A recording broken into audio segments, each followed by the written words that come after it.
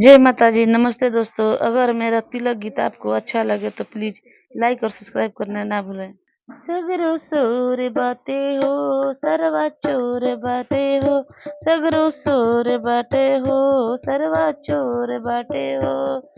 ई त सोझा नइखे आवत मुहा चोर बाटे हो, ई त सोझा नइखे आवत मुहा चोर बाटे। चौका पर बैठी के भैया पुकारे, चौका पर बैठी के भैया पुकारे, सखी सरवा आवारा, आए हाय हाय सखी सरवा आवारा, आए हाय हाय सगरो सोर बाटे हो सरवा चोर बाटे हो, सगरो सोर बाटे हो सरवा चोर बाटे हो। इतना सोझा नइखे आवत मुहा चोर बाटे हो, इतना सोझा नइखे मुहा चोर बाटे हो।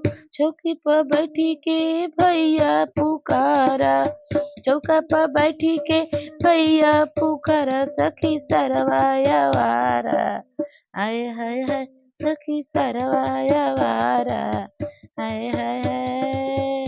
अंगना में आए सरवा शोभा बढ़ाओ, अंगना में आया सरवा शोभा बढ़ाओ, कैले करार जवन लेके चढ़ाओ, कैले करार जवन लेके चढ़ाओ। खुशी के मौका पर कैले बा धोखा हो, खुशी के मौका पर कैले बा धोखा हो, साला शोभा बिगाड़ा, आए रे हाय साला शोभा बिगाड़ा, आए रे हाय सखी सरवाया वारा, आए रे हाय सखी सरवाया वारा, आए रे हाय।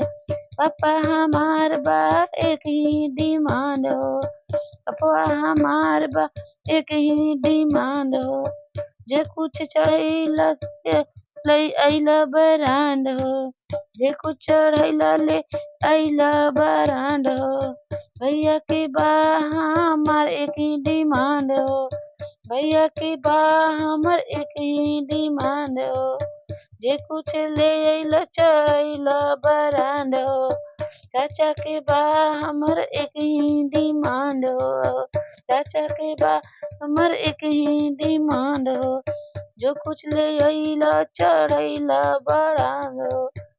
एसी फ्रिज सभे लाके आड़ी, एसी फ्रिज सभे लाके आड़ी, सखी सरवाया वारा, आए रे हाय सखी सरवाया वारा, रे हाय।